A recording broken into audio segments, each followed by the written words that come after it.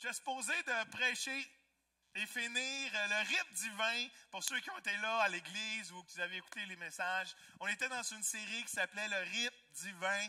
On a parlé de l'esprit, le rite divin de l'esprit la semaine passée, de l'âme. Et cette semaine, tu as supposé de finir avec le corps. Mais bon, avec les circonstances, parler de la nutrition et de s'entraîner, je crois que c'était peut-être pas d'adon.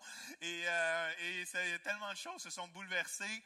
Et fait que vendredi, j'avais presque fini mon message, mais je chantais cette question qui venait dans mon cœur. C'est quoi la réponse que le peuple de Dieu on devrait avoir dans cette situation? C'est quoi que le peuple de Dieu devrait avoir comme réponse? Et on a eu un dégât d'eau hier à l'église. Il y en a qui sont venus nettoyer. Mais Seigneur a déposé des belles idées, je crois. Et je veux qu'on s'encourage, all right? Juste qu'on s'encourage, puis on peut commencer par la prière. Amen. Papa, on te remercie pour chaque personne qui est là, chaque personne qui nous écoute, chaque personne qui est présente, chaque personne partout. Seigneur, on prie que, comme j'ai déjà dit, Seigneur, que ton message de paix, de foi, de protection, Seigneur, d'amour, Seigneur, de salut, Seigneur, se répande plus vite, Seigneur, que le coronavirus, Seigneur. Et Seigneur, que ce soit un impact mondial aujourd'hui, alors qu'on vit un moment historique à travers la façon dont on fait l'Église aujourd'hui. Alors, Papa, ton message de ce potentiel, Seigneur, d'aller dans chaque coin, dans chaque coin de maison, et Seigneur, d'impacter les vies. Alors, Père, fais-le d'une façon exponentielle pour ta gloire. Tout le monde dit Amen. Alors, le titre du message, c'est la réponse du peuple de Dieu face au coronavirus. C'est quoi nos réactions? C'est quoi devrait être notre position en tant qu'enfant de Dieu par rapport à ça? Parce que je veux vous encourager ce matin. Je crois que c'est l'occasion parfaite pour le peuple de Dieu d'être la lumière du monde. Amen. Je crois que quand des situations comme ça arrivent, c'est pas le temps, certains peuvent le faire, mais d'appeler le cataclysme total, c'est plutôt le temps d'appeler l'impact total, parce que partout qu'il y a les ténèbres ou que la lumière brille, les ténèbres sont changées en lumière. Amen. Et c'est l'occasion parfaite. C'est peut-être même un setup afin que l'Église de Jésus-Christ agisse d'une façon différente et soit un impact, soit un phare. Come on. P-H-A-R-E, soit un phare, come on, qui attire les gens dans la crainte, dans l'incertitude, dans la maladie, alors que le monde entier est comme focusé sur un sujet. Êtes-vous tanné d'entendre parler de Corona? Vous avez le droit de réagir, même si vous êtes peu ce matin, all right? C'est pas juste pour les gens. Dans le sens que c'est le fun d'avoir de l'information. À un moment donné, trop d'informations, c'est trop d'informations. Et on fait juste penser à ça. Mais c'est, alors que le monde est focusé sur un sujet, je crois que le peuple de Dieu doit dire, houhou, la solution c'est Jésus. Come on. Amen. Et il y a 4 choses que je veux vous proposer ce matin. 4 choses que je veux vous parler rapidement. 4 réactions, 4 positions que le peuple de Dieu devrait avoir ce matin. Amen. La première chose, si vous prenez des notes, je n'aurai pas peur. Dites-le avec moi ce matin. Je n'aurai pas peur. Dans votre salon, criez-le pour que les voisins entendent. Je n'aurai pas peur. Comment? Il y a beaucoup eu de décisions drastiques depuis quelques jours. Vous êtes d'accord avec ça? Wow! Et peut-être qu'il y en a d'autres qui vont venir dans les prochaines semaines. On ne sait pas où que ça s'en va. C'est difficile de déterminer la résultante de ça, la résultante, le dénouement de ce qui va prendre place au niveau santé, au niveau économique, même au niveau sportif. C'est terrible, les choses qui se passent. Le golf est annulé. On s'en fout du hockey et du basketball. Le golf est annulé. Les décisions qui sont prises, si on est honnête, ont la capacité de redéfinir notre monde présentement. Notre monde, la façon dont ça réagit. Et peu importe nos opinions, peu importe ce qu'on pense, des décisions qui sont prises, on peut bien voir qu'au Québec ou en Amérique, on est en mode le gouvernement s'est mis en mode de prévention. On a peut-être la grâce, on peut dire, voir ça arriver de loin. Ça se passe dans d'autres pays. On prend des décisions de prévention, de fermer les écoles, d'acheter du papier de toilette en quantité industrielle. Et on prend des décisions particulières. Et peu importe nos opinions, et qu'on pense que c'est exagéré, qu'on pense que c'est trop, qu'on pense qu'on manque de foi, peu importe, il y a des choses qui se passent devant nos yeux qui risquent de redéfinir la planète entière pour les prochaines années. Et c'est fou, c'est particulier, c'est même délectif en tant qu'enfant de Dieu de dire, OK, Dieu, qu'est-ce qui va se passer à travers ça? Et pas être dans la crainte, de ne pas avoir peur, mais plutôt de dire, Seigneur, je crois que toute chose concourt au bien de ceux qui aiment Dieu. Comment cette situation peut se tourner pour que ton royaume soit propagé encore plus? Et comment nous, en tant que chrétiens, et le peuple de Dieu répondre face à cette situation-là? Mais une chose est sûre, le bouton de panique, quelque part, a été activé. Je ne sais pas si vous êtes d'accord avec ça, mais le bouton de panique a été activé. Et la chose qui nous fait le plus peur, c'est l'inconnu. L'inconnu nous fait peur. On ne connaît pas ce virus-là. On sait peut-être d'où il vient, mais il y a différents paramètres. C'est comme une grippe un peu plus forte, qui a moins de symptômes. C'est comme, on ne sait pas vraiment à quoi qu'elle ressemble. Peut-être que même il y a de la mutation. On se crée dans un film par moment. Moi, j'ai eu des films quand j'étais jeune, il me semble qu'ils ressemblaient à ça. Il me semble que ça ressemblait à ce qu'on vit. Et même, je trouvais ça intéressant. Il y a eu des Québécois qui ont été mis en quarantaine, peut-être vous l'avez su, par les nouvelles, dans un paquebot, dans un bateau de croisière. Et voici ce qui était leur réponse en lien avec l'inconnu ou la peur de l'inconnu.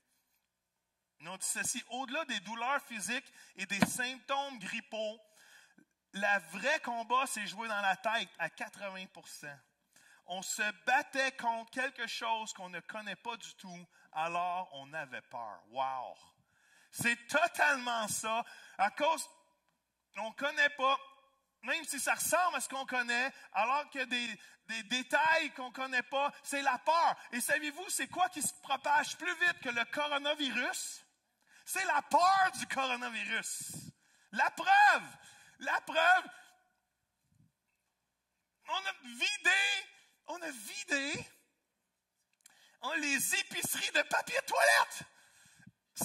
C'est comme si dans ce moment cataclystique, l'instinct de survie humaine moderne, c'est d'acheter du papier de toilette. C'est pas du Purell, c'est pas de la nourriture. Peut-être, il y a 20 ans, ça aurait été ça, mais aujourd'hui, on dirait que chaque être humain, en mode panique de survie d'une façon moderne, dit ceci: faut que j'achète du papier de toilette.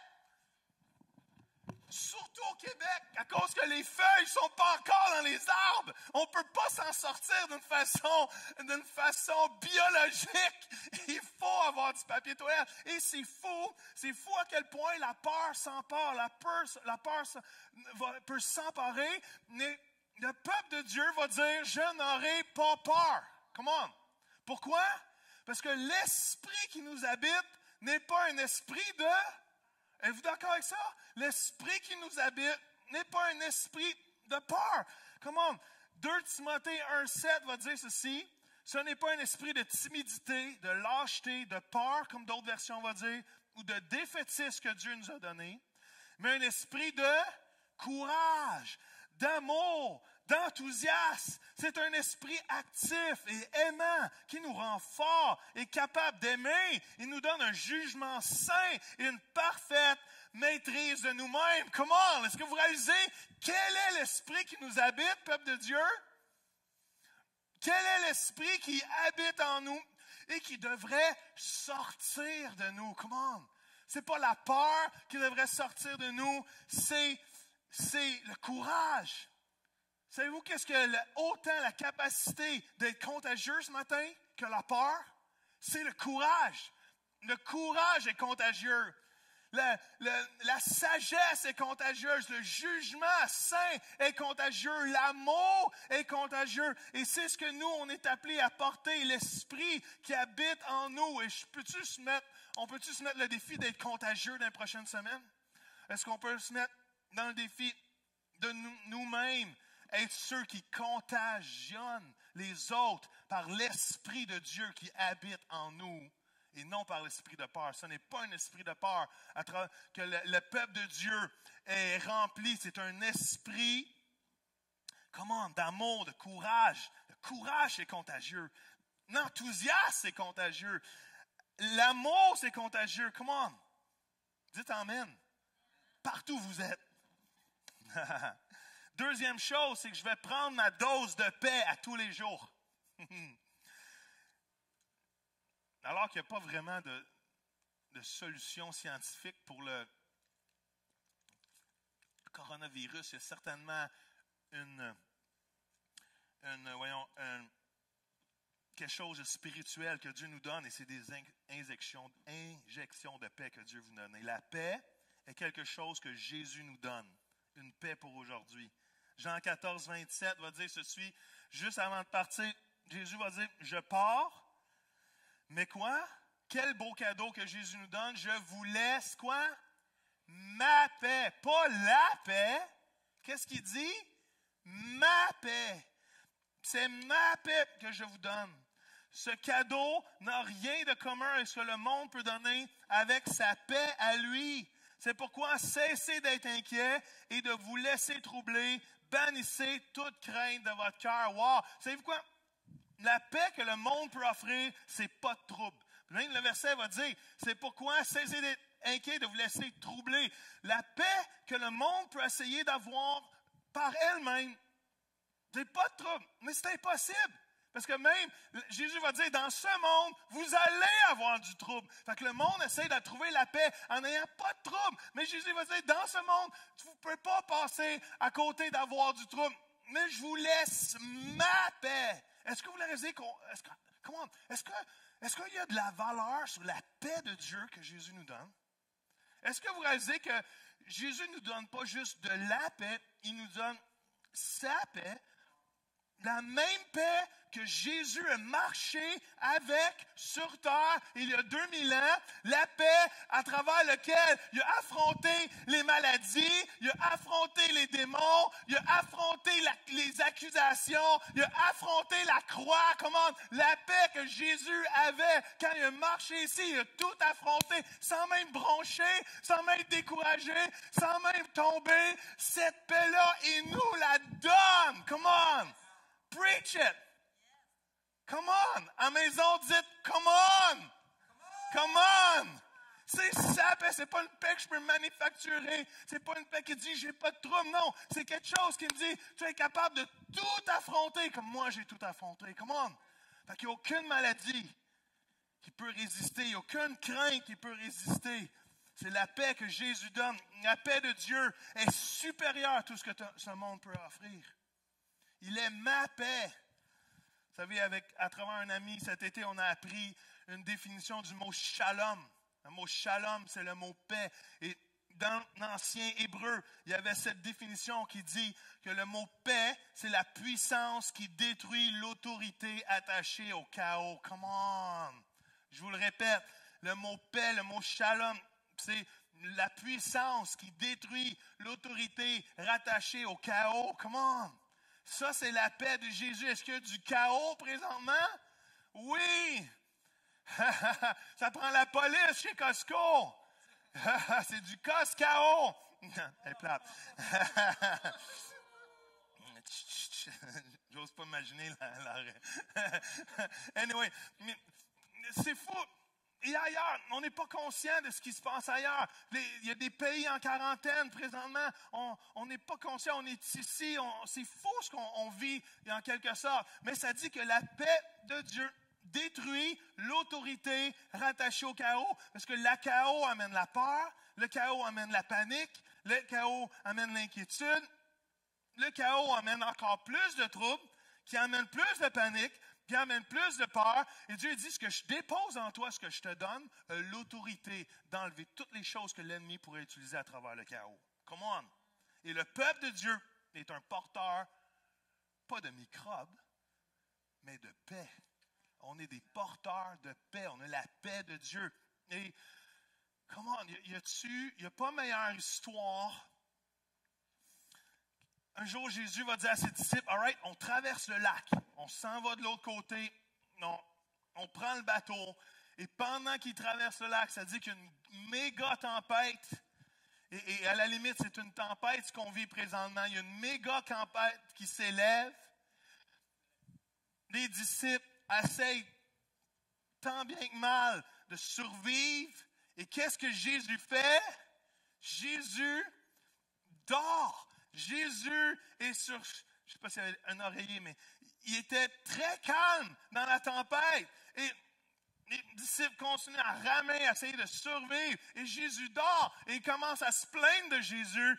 Il commence à réveiller Jésus. Il dit, Maître, tu t'inquiètes pas qu'on va mourir. Et Jésus, la chose qu'il fait, il se lève et dit, il faut que je vous lis le texte. Je ne sais pas si on peut le mettre sur l'écran. Celle-là. Qui dit ceci dans Marc, il se lève. Et écoutez bien ceci. Il lance au vent un ordre impératif et crie à la mer. Come on. Ça, c'est l'autorité de Jésus qui détruit le chaos. Silence, tais-toi. En anglais, ça dit peace, be still. J'aime ça dire en anglais. Peace, be still. Le vent tombe, l'orage cesse, un grand calme se répand sur les eaux. Puis il dit à ses disciples, pourquoi avez-vous eu peur de manquer de... Non, qu'est-il arrivé à votre foi? N'avez-vous pas encore confiance? Mais eux sont saisis d'une grande crainte et chuchotent entre eux. Qui peut bien être cet homme pour même que le vent et les eaux du lac lui obéissent? Come on. Et ce même homme est notre sauveur ce matin. Ce même homme est mon Jésus ce matin. Come on. Et il y a deux choses que la puissance à travers la tempête nous donne, la paix à travers la tempête nous donne, c'est d'être capable de dormir à travers la tempête.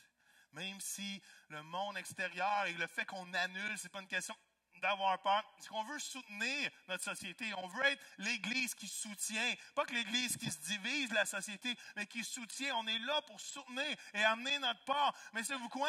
Je suis capable de dormir dans la tempête. Et même si d'autres situations ou d'autres choses, des répercussions, des décisions qui ont été prises vont affecter différemment nos vies, je suis capable de dormir dans la tempête. Et non seulement ça, c'est que quand la tempête vient contre ma destinée, je suis capable de passer et de parler à ma tempête et que ça planisse. Come on. Êtes-vous là matin? Et c'est la force de la puissance. Et non seulement la paix de Dieu, une puissance qui détruit l'autorité rattachée au chaos. La paix, c'est un fruit de l'esprit. La paix, c'est un fruit de l'esprit. Alors, si on dit que l'esprit qui m'habite, ce n'est pas un esprit de peur, un esprit d'amour, de courage, d'enthousiasme, de jugement, mais ça porte des fruits aussi.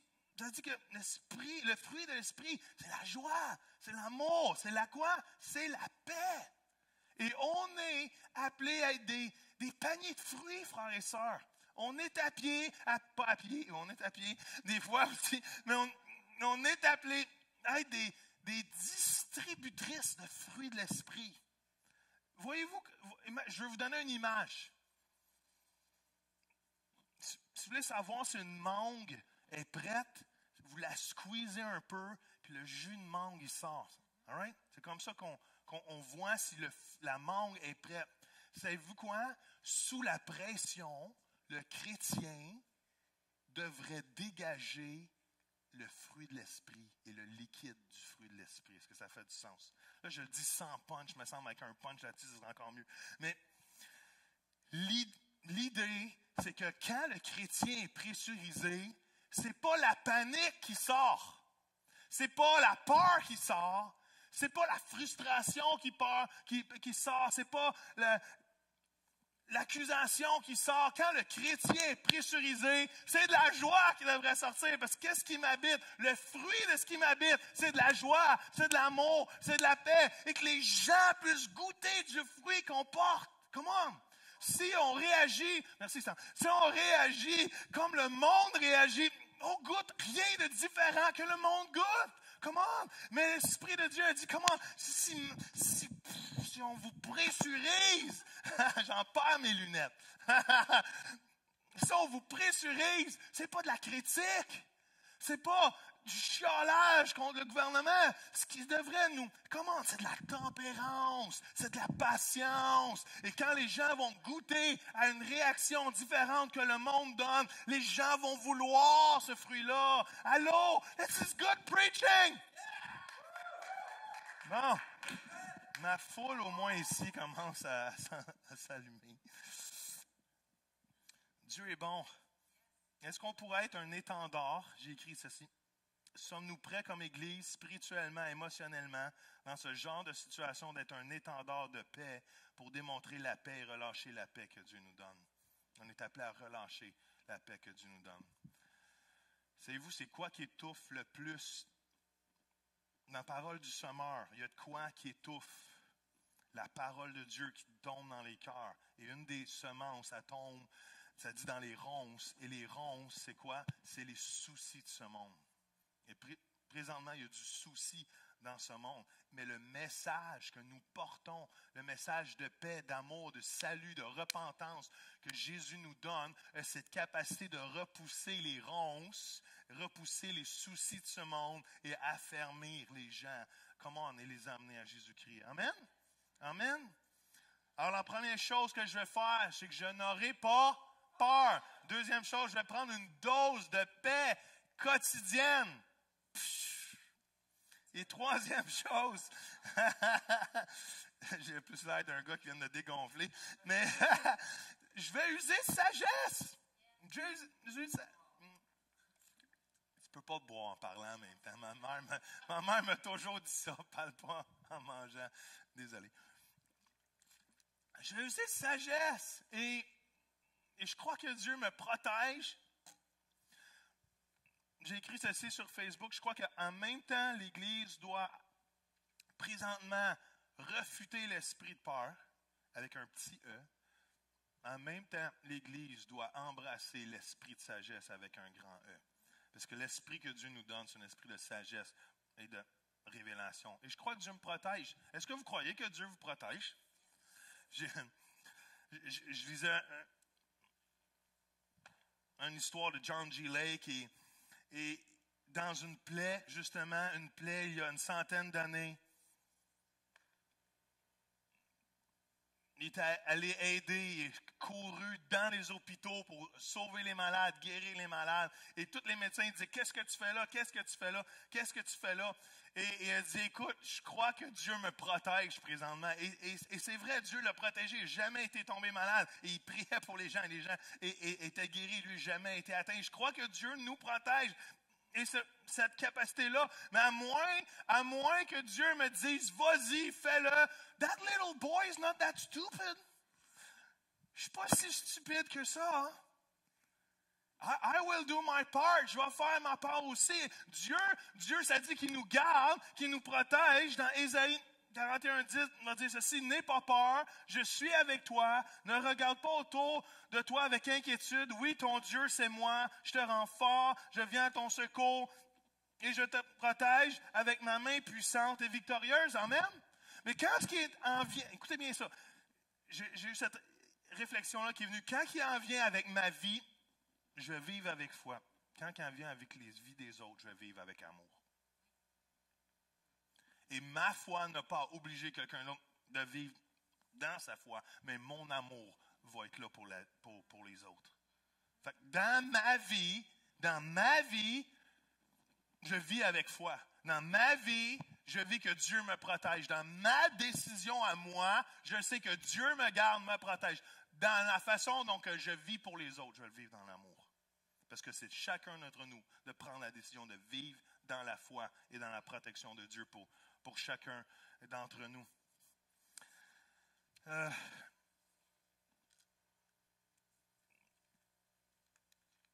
Vous connaissez cette histoire? Je crois que Dieu nous protège, mais on ne devrait pas faire exprès pour tester la protection de Dieu. Vous connaissez cette histoire que le diable vient tenter Jésus? Jésus, c'est le king là, de la foi. Là. Jésus, c'est le king de la foi. Jésus, c'est notre exemple. Jésus, c'est le hôte de la foi. Jésus est un homme de foi. Jésus est l'être humain divinement, Dieu, homme, fait ensemble, mais c'était notre exemple de foi. Et Satan vient le tenter en disant, hey, il l'emmène sur la plus haute montagne, puis il dit, pitche-toi en bas. Parce que la parole de Dieu va dire, les anges, Dieu ne permettra pas que tu te fasses mal et que les anges vont te soutenir, ils vont prendre soin de toi. Et c'est dans la Bible, c'est même dans le psaume 91 qu'on cite présentement en disant, Dieu, tu nous protèges. Et Jésus va dire, oui, il va pas dire, il va pas dire, oui, I'm going to prove you. Je vais te prouver que Dieu me protège. Non, il va dire aussi dans la Bible, ça veut dire tu ne tenteras pas ton Dieu. L'homme de foi, celui que je crois que s'il aurait sauté, Dieu l'aurait protégé, a dit, écoute, moi je niaise pas avec ça. J'ai pas à te prouver que Dieu me protège. Je sais qu'il me protège. J'ai pas essayé de prouver ou de tester Dieu dans sa protection. Et en même temps, je sais qu'il me protège. En même temps, I'm not stupid, je vais me laver les mains. Tu comprends-tu? Je me pitcherai pas d'un bras de Corona. À moins que Dieu me dise, comment tu as un impact à faire là, je te protège, je suis avec toi. I'm not stupid. Ce matin, on se salue avec les coudes saints. La Bible dit de s'embrasser d'un saint baiser. Il y a eu une pause là-dessus cette semaine. Et on s'accolade d'un coude saint. Un saint coude, anyway. Un coussin. All right.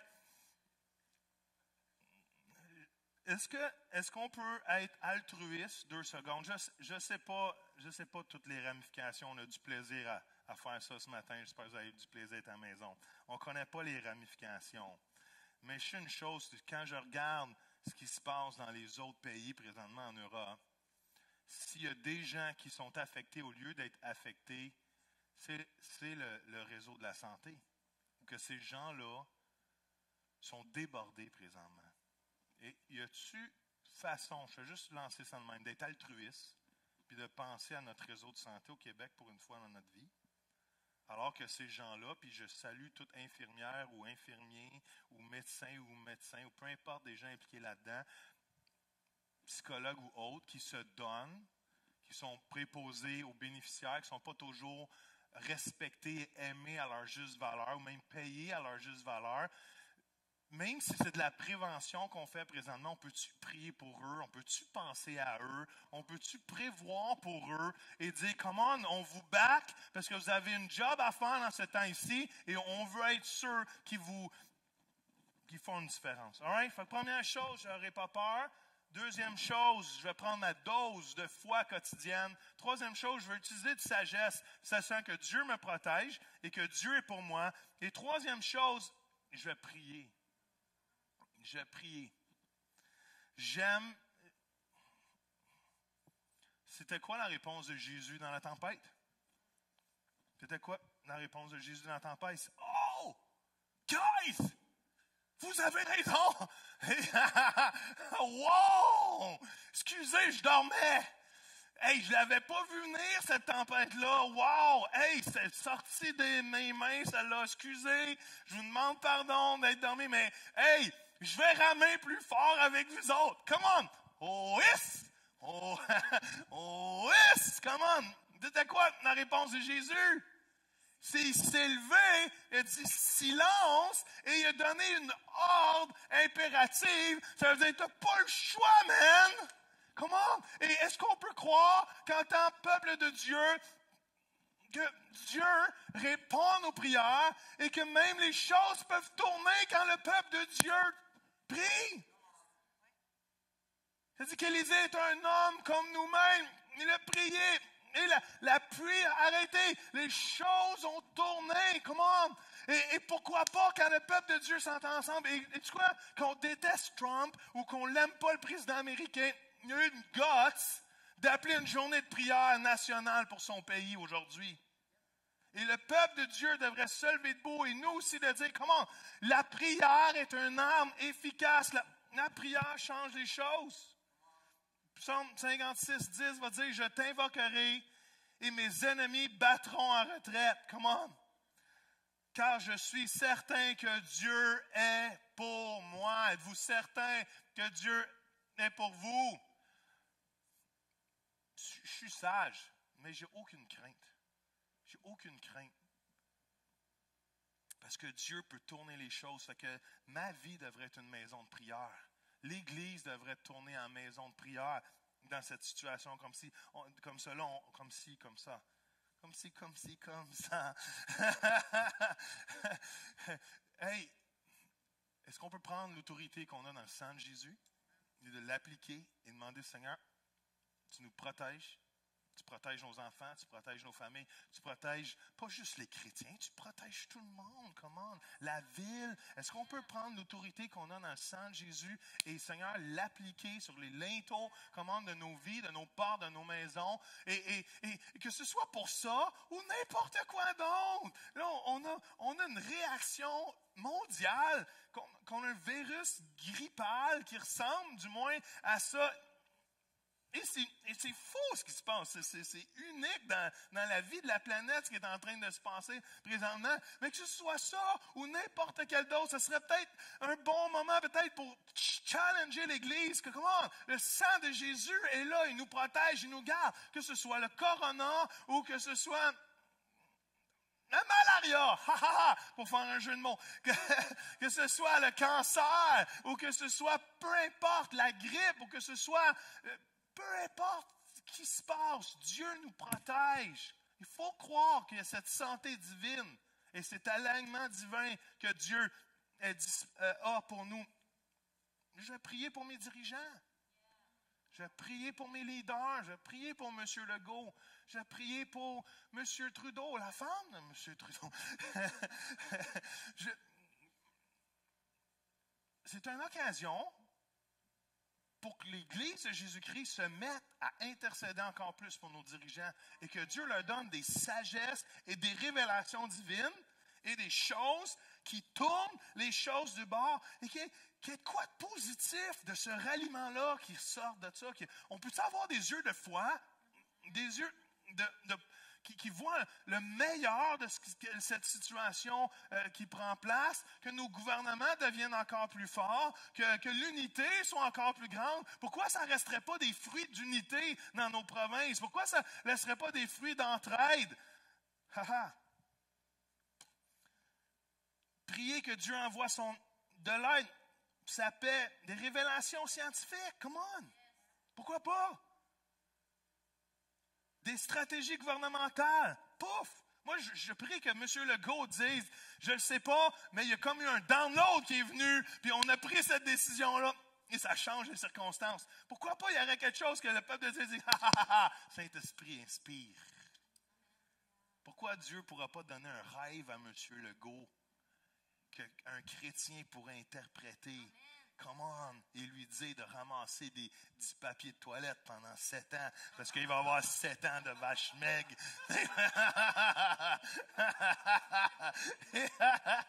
Non, je fais une joke, mais c'est sérieux. Pourquoi pas? Pourquoi pas?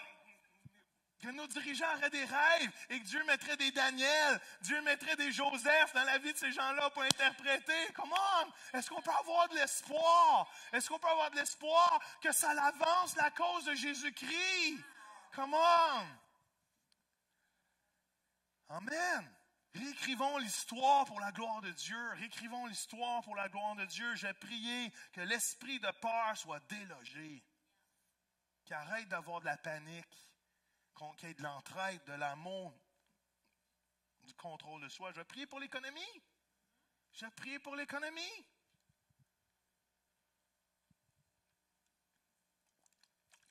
Et que même Dieu soutienne chaque enfant de Dieu, chaque personne par des stratégies financières. Est-ce que même ça pourrait réécrire la façon dont l'économie est faite et comment on s'entraide et donne des nouvelles idées? Pourquoi ce monde ne serait pas shaké positivement à travers ça pour prendre des nouvelles décisions qui n'amèneraient pas au meilleur? Pourquoi pas? Même les 2 prochaines semaines, qu'il n'y a pas d'école, que tous les enfants à la maison disent.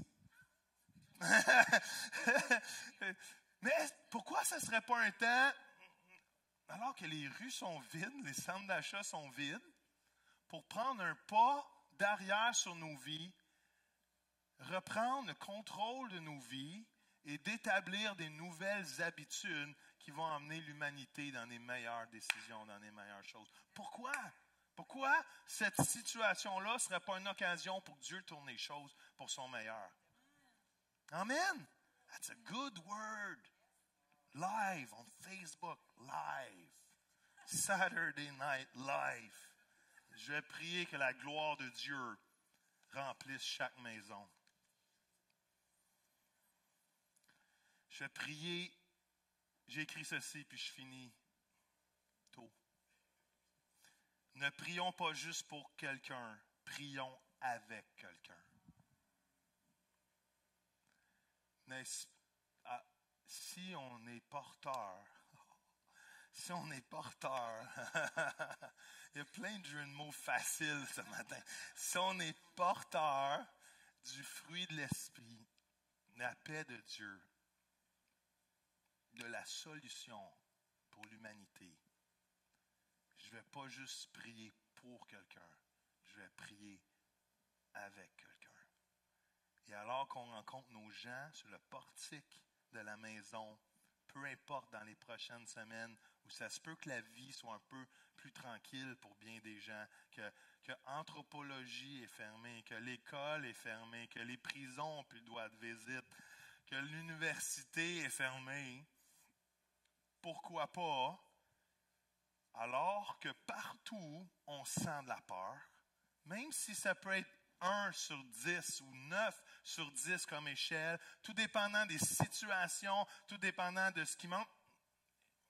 Et who knows où qu'on va être dans 2 semaines? Who knows? C'est la meilleure occasion, alors que les discussions vont se passer pour dire, « Hey, moi, j'ai la paix de Dieu dans ma vie. J'ai aucune crainte de ce qui prend place. Je sais que Dieu peut t'adonner.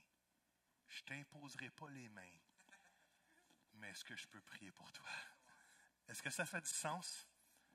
Et je prie que cette phrase-là soit répandue partout, mais qu'on ne prie pas juste dans le bunker où nous sommes, mais qu'on prie avec les gens. Amen? Philippiens 4, 6, 7 dit ceci, « N'entretenez aucun souci. » Aucun. Et le mot grec pour aucun, c'est aucun. En toute situation, exposez vos besoins et vos souhaits à Dieu en lui faisant connaître dans vos prières. Intercédez avec confiance et sérieux. Exposez vos requêtes avec précision, sans oublier d'exprimer aussi votre reconnaissance. Alors la paix de Dieu qui surpasse toute intelligence gardera vos cœurs et vos pensées et les maintiendra dans la communion. Et sous quoi? Sous quoi? Sous quoi? La protection de Jésus-Christ. Come on. Je crois que l'Église de Jésus-Christ est appelée à briller. Le dernier slogan, si on peut dire, pour la dernière conférence du GU, c'était « Lève-toi et brille ».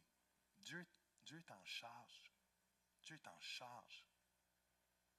Dans cette situation-là, des fois on dit Dieu est en contrôle. Dans cette situation-là, Dieu est en charge. Parce que s'il sera en contrôle, ça veut dire que c'est lui qui envoie cette maladie-là. C'est pas Dieu qui envoie cette maladie-là, mais Dieu est en charge. Dieu n'est pas descendu de son trône. Dieu est souverain. Dieu sait ce qui se passe. Et Dieu, de ses anges, veut protéger le peuple de Dieu et veut changer les circonstances afin que sa gloire éclate. Come on! Moi, je crois que la gloire de Dieu va éclater ici-bas. La lumière est plus forte que les ténèbres. La lumière est plus forte que les ténèbres. Dieu est en charge. J'ai écrit ceci dans mon post Facebook hier. Dieu n'est pas en quarantaine. Dieu n'est pas dans son coin, puis on l'a limité. Satan l'a limité pour 2 semaines afin de faire des ravages. Dieu est assis sur son trône. Dieu savait que c'était pas arrivé. Et Dieu sait la solution. Et Dieu veut utiliser son peuple de Dieu pour être une lumière dans cette situation-là. Et non d'être soumis, et non de subir ça, mais d'être un impact positif pour la gloire de Dieu. L'Église de Jésus-Christ est appelée à briller. Amen? Dieu est en charge. C'est pas la fin du monde. Et non de subir ça, mais d'être un impact. C'est pas la fin de l'Église. Jésus a quelque chose de merveilleux qu'il veut accomplir. Amen. Je prie que ce partage d'aide, je ne sais pas s'il peut venir, j'ai demandé à Pasteur Désiré de finir avec une prière de foi ce matin, comme seul Pasteur Désiré est capable de faire, juste pour te mettre un peu de pression, pour que le fruit sorte. Amen. Et Amen. Et après, on se parlera. Yes, Jesus. Alléluia. Père, nous voulons te glorifier parce que tu es au-dessus de tout. Yes, Papa. Ta parole nous enseigne que lorsque les fondements sont ébranlés, tu es assis sur ton trône.